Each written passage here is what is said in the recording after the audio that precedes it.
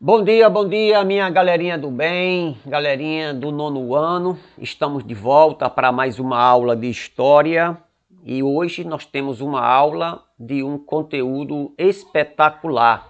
Estaremos falando sobre a crise de 29, que foi uma crise que teve uma abrangência, ou que teve um alcance, eu poderia dizer, mundial, tá certo? Então, só para a gente também trazer à memória o que nós já estudamos até hoje, né? Nós estamos estudando, na verdade, todo o nosso ano vai girar em torno do século XX. Então, estamos estudando a entrada no século XX. E ao longo das aulas, nós já estudamos a Primeira Guerra Mundial, estudamos por que aconteceu a Primeira Guerra Mundial, o que foi a Primeira Guerra Mundial e as consequências da Primeira Guerra Mundial. Posteriormente a isso, nós estudamos o que estava acontecendo no Brasil durante este período. Eu não sei se você já percebeu, né, mas o nosso livro de história, o Projeto Telares, ele vai trazer um assunto e, no mesmo instante, ele vai dizer o que era que estava acontecendo no Brasil. Então, durante esse período também da Primeira Guerra Mundial, nós estávamos naquele processo de construção da nossa República. A gente viu a proclamação da República no ano de 1889, mais especificamente no dia 15 de novembro. Estudamos a chamada República da Espada e a República Oligárquica, um período histórico que compreendeu até o ano de 1930, porque daí para frente nós já encontramos a Era Vargas, e na aula de hoje nós vamos falar sobre autoritarismo, totalitarismo e a Segunda Guerra Mundial. Estaremos estudando um pouco sobre o fascismo, estaremos estudando um pouco sobre o nazismo e também a Segunda Guerra Mundial e posteriormente isso, no Brasil, estaremos estudando a Era Vargas. E para entrar no assunto propriamente dito, nós vamos falar um pouco sobre essa crise de 29, né? Essa crise de 29 que ela teve como embrião, ela acontece nos Estados Unidos e se irradia praticamente para quase todo o mundo. Então, na aula de hoje, nós vamos estudar especificamente a chamada crise de 29, né, um período chamado também de Grande Depressão, as consequências, né, dessa crise. Então, nós estaremos estudando essa crise no ano de 29. Vocês perceberão quanto isso marca a história, principalmente do mundo ocidental, tá bom? Então vamos para mais uma aula de história. Então vamos lá, você já sabe o que significa a expressão sociedade de consumo? Possivelmente você que me escuta agora e me vê também agora, você já tem escutado, a gente vive numa sociedade de consumo. A sociedade que tipifica a ideia do povo e consumo, o ato de consumir. Então nós vivemos numa sociedade de consumo. A gente vive num mundo dominado pelo capitalismo, principalmente, aonde na ideologia capitalista você vale alguma coisa se você comprar.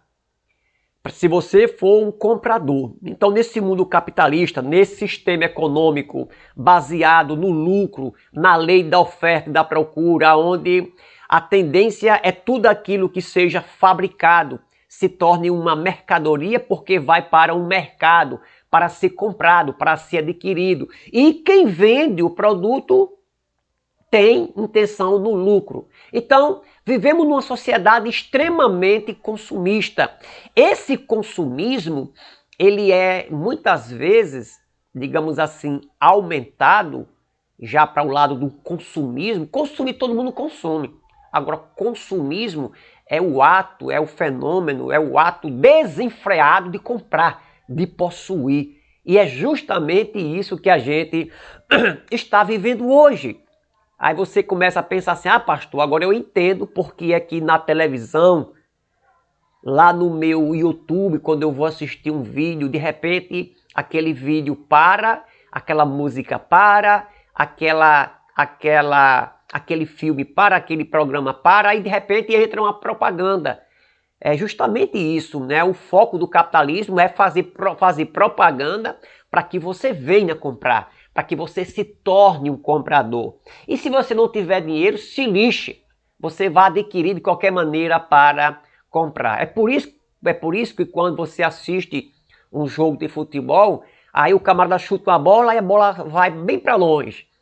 Aí quando o camarada chuta para longe, aí entra uma propaganda, o próprio locutor diz, deixa eu ver aqui, faz propaganda de um banco, faz propaganda de um tipo de cerveja, faz propaganda de um tipo de roupa, né? E por aí vai. Então a tendência é esta, é fazer propaganda.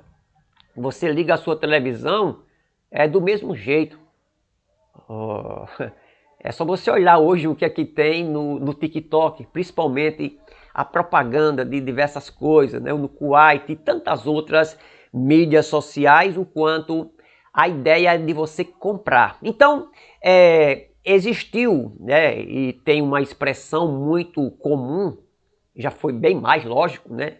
Essa expressão aqui, ó, American Way of Life, que é o modo de vida americano, ou o estilo de vida americano. Aqui você tem na sua esquerda uma imagem. Essa imagem ilustra o quê? A ideia de venda, venda. Então, na década de 20, né, então existia um estilo de vida americano, que esse estilo de vida era vendido para todo mundo. Os Estados Unidos, eles conseguiram fazer com que as pessoas de outros países adotassem um estilo de vida americano. E isso acontece até os dias atuais. Você pode olhar para você agora, olha aí à sua volta, que você vai encontrar alguma peça, alguma coisa que você está usando, que você gosta, que veio lá dos Estados Unidos. Para vocês terem uma ideia, essa moda da juventude, deixar de comer uma comida mais saudável, para comer uma comida fast food, ou essas comidas rápidas, os hambúrguer, os completos, né? A McDonald's, a Coca-Cola, o estilo de vida, a roupa, a camisa, o boné, a calça jeans, o filme, né? Grande parte dos filmes que fazem sucesso no mundo são produzidos nos Estados Unidos. É um boné que você usa, é um estilo de óculos que você tem, até a marca da sua cueca. Você vai encontrar marcas que possivelmente vêm lá dos Estados Unidos ou de algum outro país também de grande cunho capitalista, tá certo? Então vamos desenhar um pouco sobre o que é que estava acontecendo nos Estados Unidos e no mundo na década de 20 do século 20, tá certo? Então a sociedade de consumo, como eu já havia dito para vocês, é uma característica pelo grande consumo de bens e de serviços disponíveis, por aí vai. Então, o American Way of Life, que é o estilo de vida, o estilo americano de vida, ou o estilo americano de vida, ou o estilo de vida americano, né? É um estilo de vida usado que pega os Estados Unidos como uma espécie de vitrine, para que as pessoas elas venham imitar. Para que as pessoas elas venham, de uma certa forma, copiar, comprar, adquirir. Você pode até dizer assim, mas pastor, eu não sou obrigado a comprar tudo que vem dos Estados Unidos, desse mundão capitalista. Não é muito bem assim. Não é muito bem assim. Porque através das muitas propagandas, através da mídia que divulga esse estilo de vida americano, a gente acaba ficando alienado. A gente começa a ter a nossa mente controlada por esse estilo de vida. É só você olhar, você que é homem, ou sei lá, você também que é mulher, você vai observar que talvez em cima do seu corpo agora tenha alguma peça jeans. Eu estou aqui hoje gravando essa aula, aqui no meu estúdio, usando uma calça jeans. A calça jeans é uma invenção norte-americana.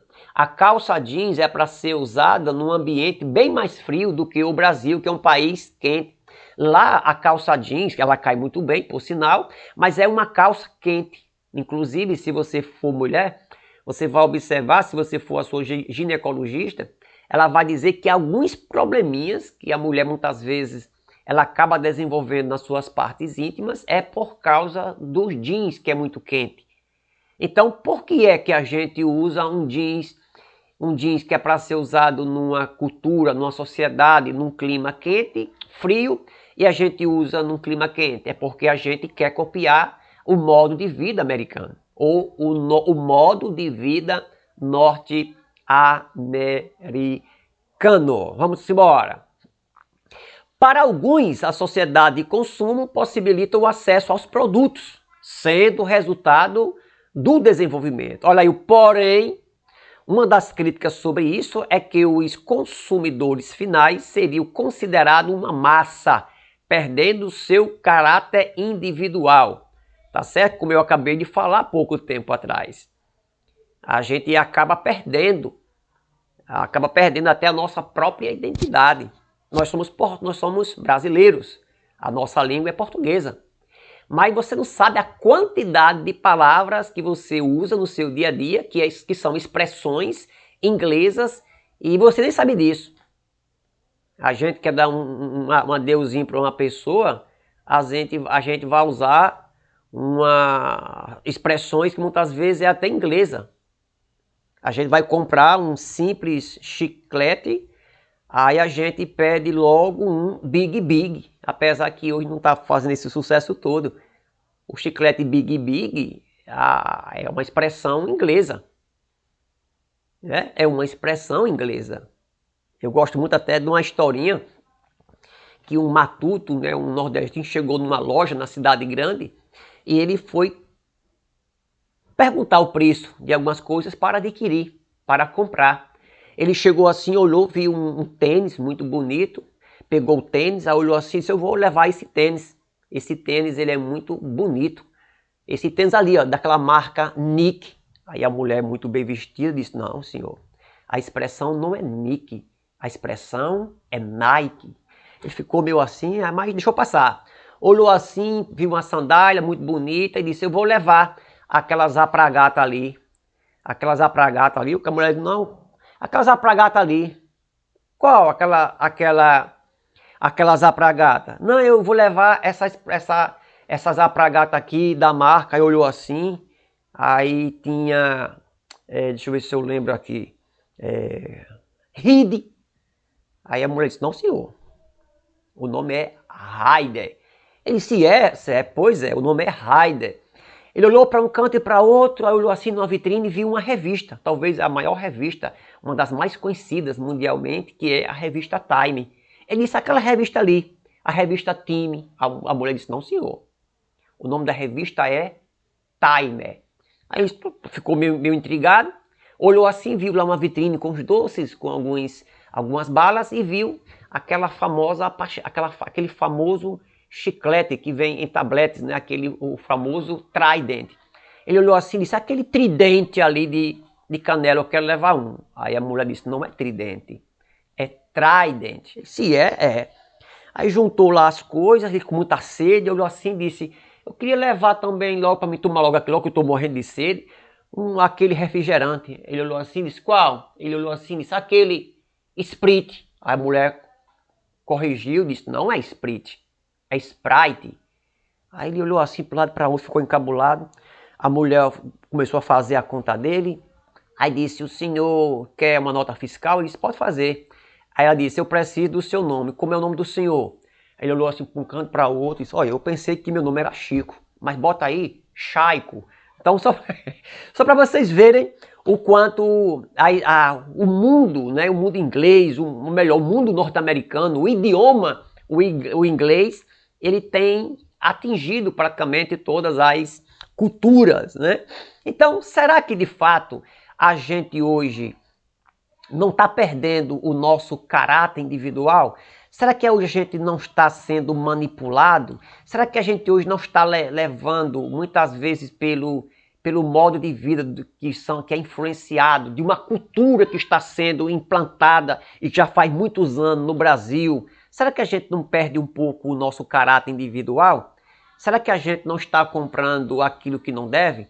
Será que a gente não está adotando um estilo de vida que está longe de ser o nosso? Será que a gente não está perdendo os nossos aspectos culturais para adotar elementos culturais de outros povos? Tá certo? Eu queria ouvir sua opinião sobre isso. Será que a gente está perdendo?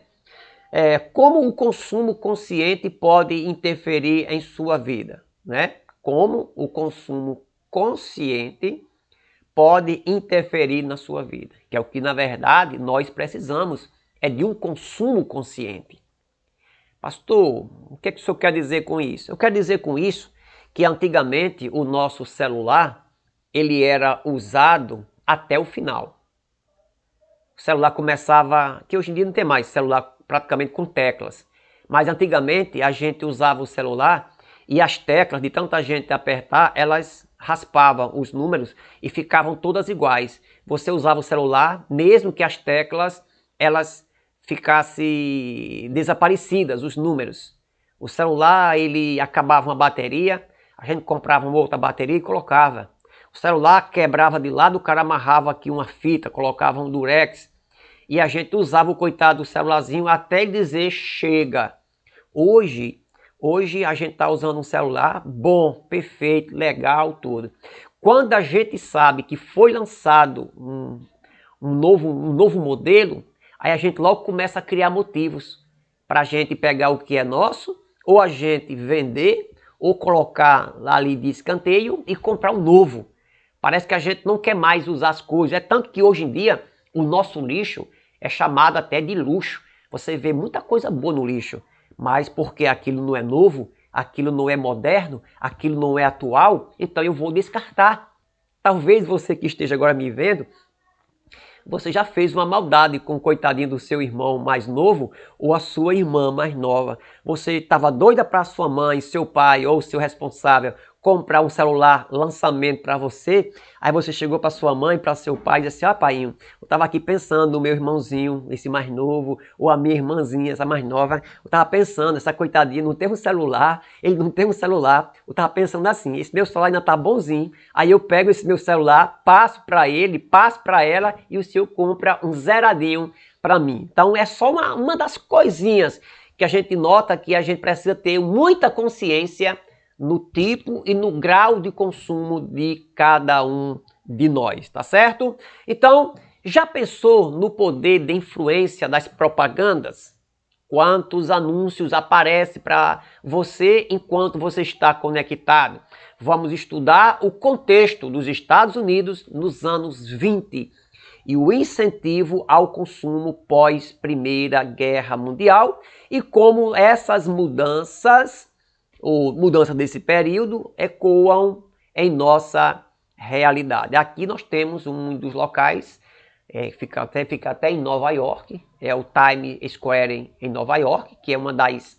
Isso aqui é um cruzamento entre duas ruas, muito conhecida lá na ilha de Manhattan, é um dos locais mais visitados, mais desejados de ser visitados no mundo. Então isso aqui é símbolo, logo de longe aqui você está vendo aqui, ó, a marca aqui da McDonald's, que é uma das maiores multinacionais do mundo, entendeu? Então, os Estados Unidos, eu vou falar um pouquinho mais sobre isso aqui agora, os Estados Unidos, eles saem fortalecidos da Primeira Guerra Mundial. Os Estados Unidos só entram na guerra lá por volta do ano de 1917, faltando um ano para terminar a guerra. Ele fica de fora só vendendo armas, vendendo equipamentos, emprestando dinheiro. Então, quando ele sai da Primeira Guerra Mundial, as nações, principalmente as europeias, elas saem de uma certa forma arrasadas e os Estados Unidos saem fortalecidos. Então, este fortalecimento dos Estados Unidos, ele fortaleceu a sua economia, desenvolveu a sua indústria e os Estados Unidos começou a se tornar credor, começou a se tornar uma espécie de banco mundial para emprestar dinheiro, principalmente para os países que saíram da guerra. Eles passaram também a vender seus produtos, a exportar seus produtos, num processo que nós chamamos de economia liberal.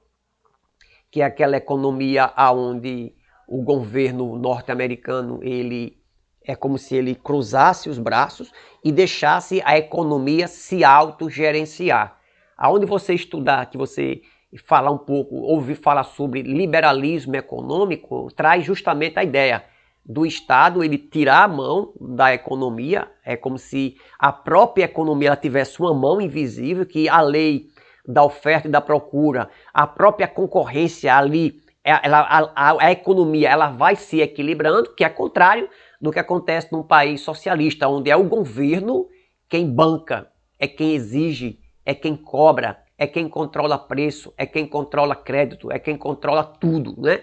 Nesse mundo capitalista desenvolvido aí, e principalmente pelos Estados Unidos, digamos assim, a economia se autogerencia. Então, o crescimento econômico, a venda, a exportação e a importação se torna muito grande. Então, quando os Estados Unidos saem da Primeira Guerra Mundial, fortalecido, economicamente rico mesmo, daí os Estados Unidos se tornou-se uma espécie de vitrine mundial.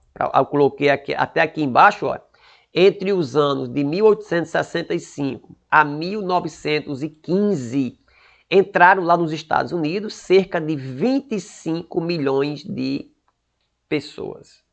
25 milhões de pessoas, só neste período.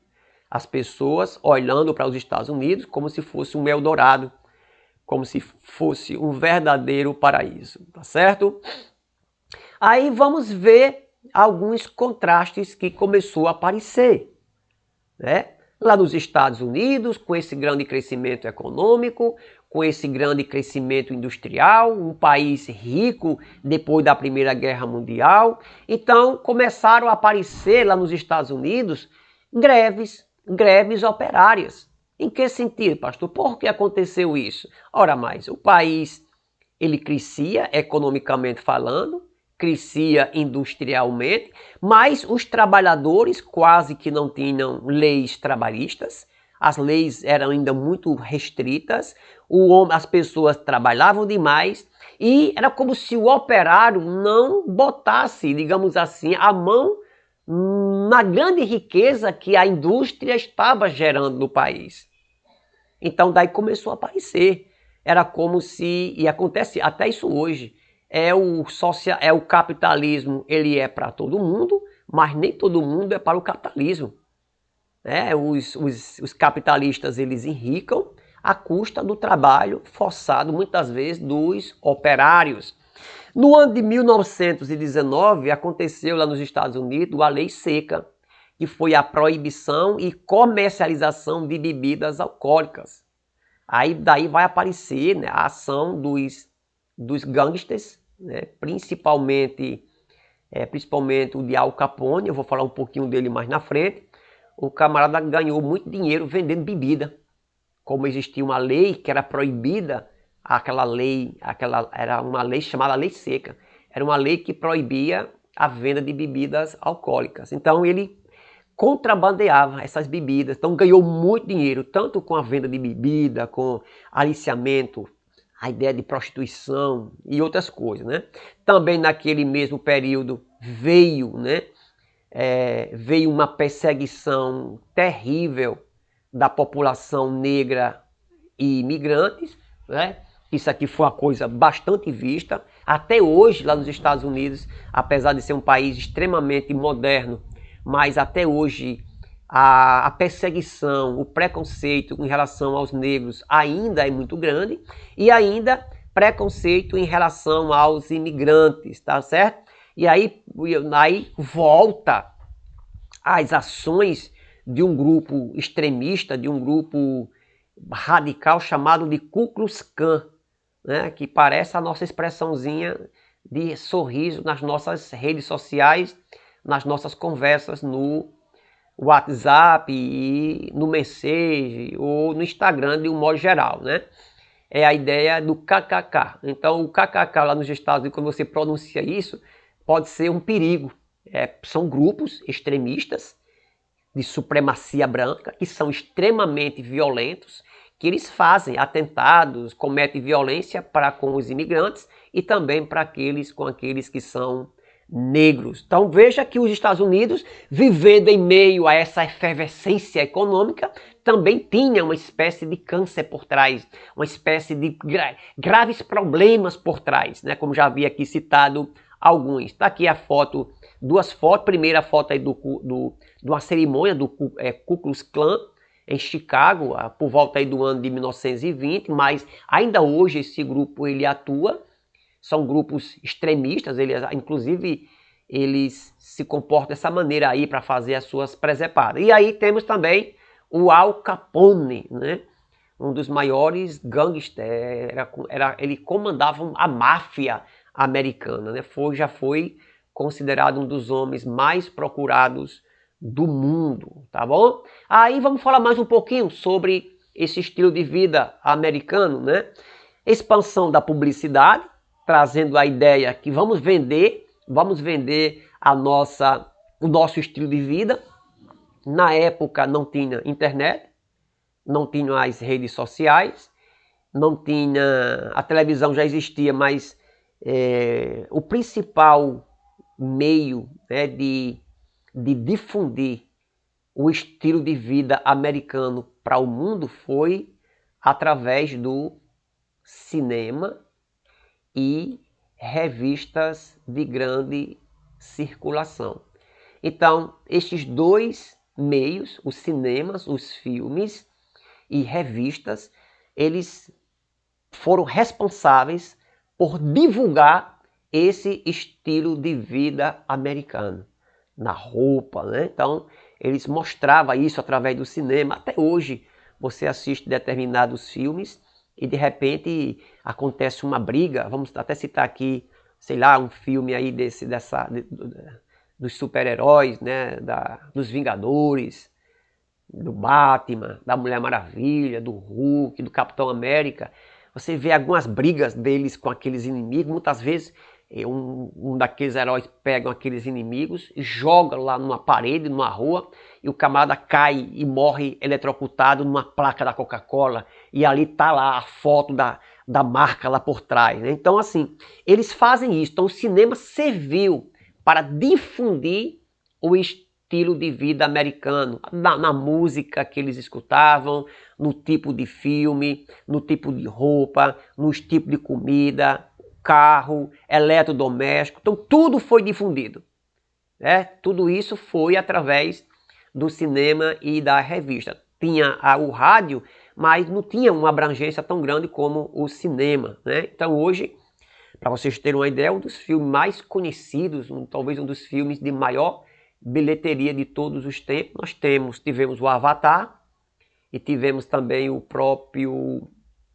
Titanic, e recentemente aí também Guerra Infinita aí dos Vingadores, né? Então, para você ver como isso é grande. Surgimento de lojas de departamento e de compras a crédito. Fordismo, a linha de montagem de carros, né? O automóvel sendo montado, sendo fabricado várias e várias vezes, repetidas vezes, de maneira literalmente igual. Então era o mundo sendo bombardeado por um padrão de vida norte-americano, né? A padronização, maior rapidez do produto e produto mais barato, né? A ideia do Fordismo, né? Essa linha de, digamos assim, de montagem, ela se difundiu, principalmente no ramo automobilístico, mas em outras áreas também, né? Em outras áreas também, tá certo? Aí vem aqui a crise de 29, que foi chamada também do New Deal, que é uma ideia de novo acordo, e também as consequências dessa crise. Nós vamos entender aqui o que foi essa crise de 29. Né? A crise de 29, isso que a gente já falou, se você ainda lembra quais são as práticas econômicas defendidas pelo liberalismo econômico, que é aquela ideia da divulgação do crescimento econômico sem a intervenção do Estado. Você lembra quais foram as consequências da Primeira Guerra Mundial para a indústria americana? Eu já expliquei para vocês, né? Os norte-americanos saem fortalecidos com a guerra ou da guerra, e grande parte daqueles investimentos que os Estados Unidos fizeram voltaram em dinheiro. Outra coisa, a partir do momento que os países lá da Europa estavam quebrados com a guerra, inclusive quebraram industrialmente, então por muito e muito tempo, o mundo, não vou dizer que foi muito tempo, mas num bom tempo, os países da Europa começaram a comprar muitos produtos norte-americanos. Então lá nos Estados Unidos, fábricas e mais fábricas, fábricas e mais fábricas, fábricas e mais fábricas, cresceram, aumentaram a sua produção. Por quê? Porque tinha um mercado consumidor muito vasto lá na Europa e aqui menos, mas tinha no restante da América, né? Então, para vocês terem uma ideia, aí o liberalismo econômico ele vai pregar justamente que o governo tira a mão da economia e a própria economia se autocontrole. Então, isso aqui eu já falei para vocês que foi justamente esse fortalecimento da indústria norte-americana. Agora vamos ver o que foi que aconteceu. O que foi que aconteceu para acontecer essa crise, essa quebra, né? Então, essa crise de 29, ela foi, digamos assim, mais sentida, ou pelo menos o estupim, foi quando aconteceu uma quebra, o crash, uma quebra da Bolsa de Valor dos Estados Unidos. A quebra da Bolsa de Valores dos Estados Unidos, lá em Nova York. Eu vou tentar explicar para vocês o que é isso. Eu não sei se você já se perguntou o que é uma Bolsa de Valor. Talvez até você escuta diariamente em algum telejornal, dizendo na Bolsa de Valores de hoje, o dólar subiu, o dólar desceu, as ações de uma determinada empresa subiu, aconteceu, acho que você lembra, recentemente na Eurocopa, Cristiano Ronaldo, ele dando uma entrevista, quando viu 2 garrafinhas de Coca-Cola na frente dele, afastou assim e disse, vamos tomar água no lugar do refrigerante. Então, segundo alguns críticos, né, aquela expressão de Cristiano Ronaldo teria feito com que a Bolsa de Valores, né, ou as ações da Coca-Cola talvez sofreriam uma queda, porque uma grande pessoa, uma pessoa famosa, é como se tivesse pregado contra a Coca-Cola. Então, é nesse local onde as pessoas negociam as ações, que é chamado de Bolsa de Valores, né? Então, Bolsa de Valores é onde investimentos, as empresas são negociadas, né? As bolsas de valores é onde investimentos, empresas são negociados.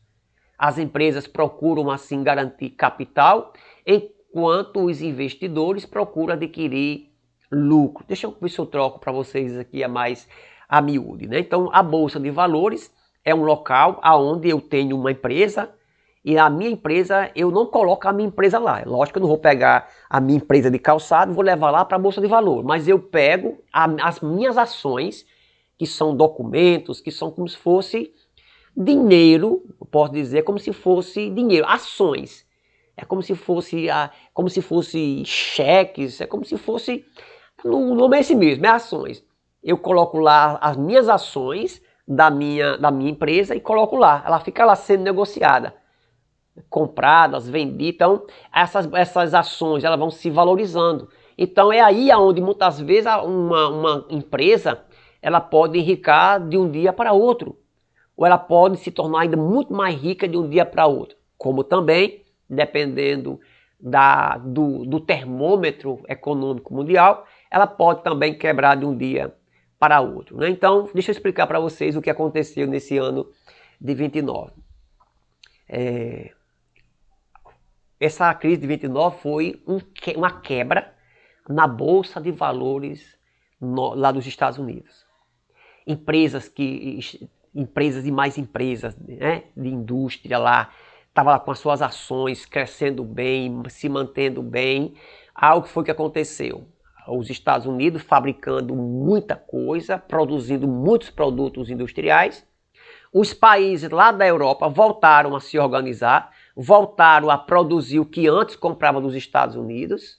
O poder aquisitivo do povo americano não chegou suficiente para comprar aqueles produtos. Aí, o que foi que aconteceu? Houve uma grande produção de mercadoria, de produto que não tinha para quem vender.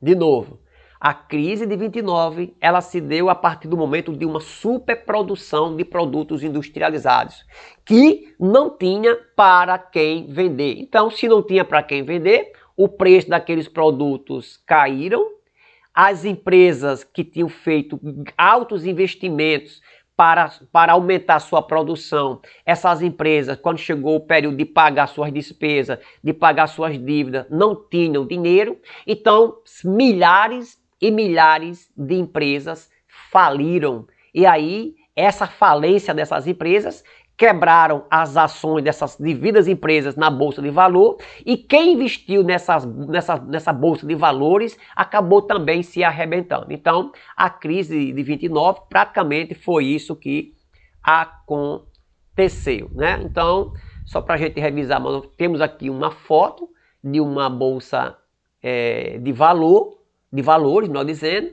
local aonde são negociadas as ações das empresas. As ações são documentos que representam parte do patrimônio de uma empresa. Os investidores compram ações com expectativa que elas valorizem e rentabilizem seu capital. Então, na Bolsa de Valor, que não sei se você já viu, aquela correria, as pessoas brigando, aqueles investidores, eu dou tanto, como se fossem leilões, né? Então, ali, as ações de uma empresa, como eu já havia dito, que são documentos que representam o patrimônio daquela empresa, são negociadas. Então, nesse local aí, ou nesses locais aí, foi onde aconteceu o quebra-quebra, né? A Karl Marx, né, ele, não vou nem citar muito isso aqui não, que falando sobre a questão do capitalismo, que o capitalismo é essa ideia de eu fabricar um produto, colocá-lo à venda e ter lucro com isso. Quando eu coloco um produto à venda, que esse produto não me dá lucro, eu acabo quebrando. Foi o que aconteceu nessa bolsa, foi o que aconteceu na economia americana nesse período. Uma super gigantesca produção industrial que não tinha para quem vender. Imagine você tendo uma empresa, você tendo uma grande empresa, você faça um monte de produtos e você não encontre a quem vender. Você vai quebrar. Foi o que aconteceu na economia americana aí, por volta do ano de 1929. Ainda sobre as bolsas, a Bolsa de Valores, o otimismo nos Estados Unidos impulsionou investimento na Bolsa de Valores. Muitos hipotecaram suas casas para comprar ações, apostando na crescente valorização. Pastor, eu não entendi bem o que significa essa expressão, hipotecar. Então vamos imaginar que eu moro lá nos Estados Unidos, o crescimento das ações era muito grande, quem apostasse nessas ações enricavam, pessoas simples, mas se comprasse ações de uma empresa de um dia para outro, a pessoa poderia enricar. Aí algumas vezes o marido chegava para a esposa, aí dizia assim, amor, vamos fazer o seguinte, eu estou pensando em vender a nossa casa. Ou então nós estamos pensando, eu vou hipotecar a minha casa, eu vou pegar a minha casa e vou empenhar lá naquele negócio. Eu vou comprar ações para que a gente possa, daqui a pouco, a gente ter dinheiro sobrando. Além da gente ter uma casa, a gente pode comprar outra casa.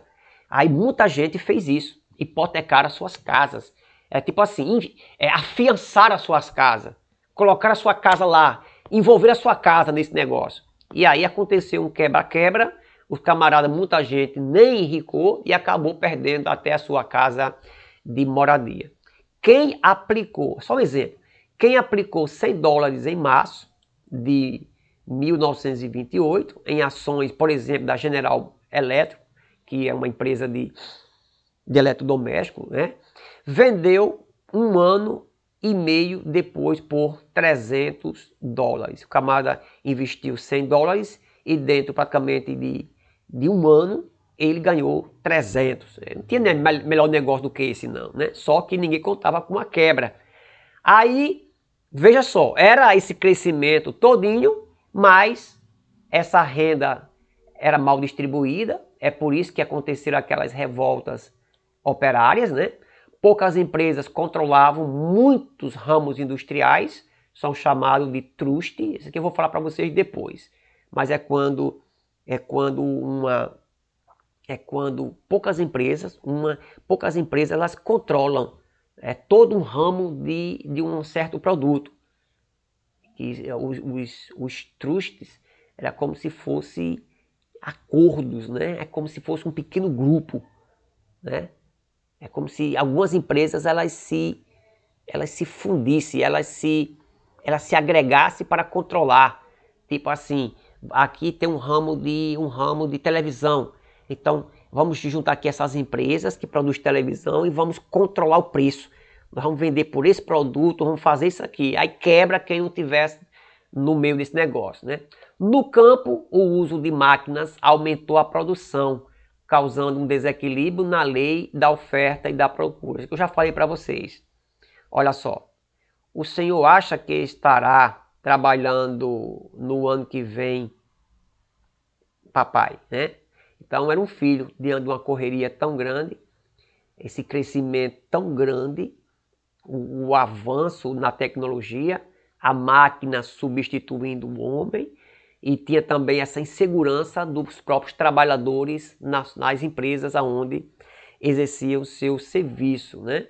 Então, problemas em meio à euforia. Isso aqui eu estou voltando mais uma vez para deixar cada vez mais claro, cada vez mais patente para vocês. Então, em meio a essa euforia dessa produção industrial, aumento, né, desenvolvimento de tecnologia, aí nesses anos 20, a Europa, como eu já havia dito para vocês, a Europa começou a fabricar seus próprios produtos depois da Primeira Guerra Mundial. As indústrias voltaram a se organizar e daí aconteceu aquela famosa crise de superprodução no comércio, na economia norte-americana, levando o país a entrar numa profunda decadência, né? Que esse crash, que significa quebra da Bolsa de Valores. Aí a movimentação na Bolsa de Valores norte-americana, Nova York, desculpa, aumentava todo dia, os preços das ações não correspondiam mais ao valor real das empresas, que não conseguiam vender mais seus produtos. Eu já falei para vocês isso aqui. O governo ficou de fora, como não era nessa economia liberal, o governo não controla praticamente nada. E daí, em outubro de 1929, algumas empresas anunciaram falência. Aqui, em outubro, foi algumas empresas. Alguns dias depois, alguns meses depois, milhares de empresas faliram. No dia 24 de outubro de 29, uma quinta-feira, negociadores da Bolsa de Valores não encontraram compradores, causando a quebra nos preços das ações. O episódio ficou conhecido como a quebra da Bolsa de Valores. Aí tem nos Estados Unidos aproximadamente 85 mil empresas e 4 mil bancos fecharam. Olha só. E 12 milhões de desempregados, né? Então, aquelas famílias, aqui você vai encontrar já uma espécie de fome. Famílias esperando por ajuda financeira de programas de ajuda social. Aconteceu esse quebra-quebra na economia norte-americana, né? Então, só para a gente reprisar e encerrar a aula de hoje, né? Então, a Bolsa de Valores é o local onde são negociadas ações de empresas. O otimismo dos Estados Unidos após a Primeira Guerra Mundial, houve um grande investimento em Bolsa de Valor, né? A crise de superprodução, né, nos Estados Unidos levou à quebra da Bolsa de Nova York em 1929. Em 24 de outubro, negociadores não tiveram mais para quem vender ações nenhuma. Quem tinha feito investimento na Bolsa quebrou. O país entrou numa profunda recessão econômica, que em alguns livros você vai encontrar a recessão de 29. O que foi isso? Foi justamente as consequências dessa crise de 29. Empresas quebradas, pessoas falidas, bancos falidos. Então aí aconteceu uma retração. A economia norte-americana parou de crescer. Pelo contrário, ela até murchou. Então, desemprego, fome, violência, então queda, aumento na inflação, tudo isso foi gerado com essa situação econômica dos Estados Unidos. E evidentemente que, como os Estados Unidos têm investimento com grande parte dos países, esses países também que negociavam com os Estados Unidos acabaram também sofrendo com esta peleja, tá certo? Então aqui a gente chega ao finalzinho da nossa aula de hoje. Eu vou deixar para vocês aí uma atividade para vocês responderem e devolverem para mim sempre com aquela data de 24 horas após a aula, né? Então aqui tem uma primeira pergunta, aqui tem uma situaçãozinha e tem a pergunta embaixo, olha só, da mesma forma. Vocês estão vendo aqui, são 5 questões, um joinha para vocês, foi muito bom estar aqui com vocês mais uma vez. Acredito que a nossa volta presencial não estará muito longe. Vamos orar a Deus que a gente possa voltar no melhor momento possível. Um forte abraço e que Deus nos abençoe.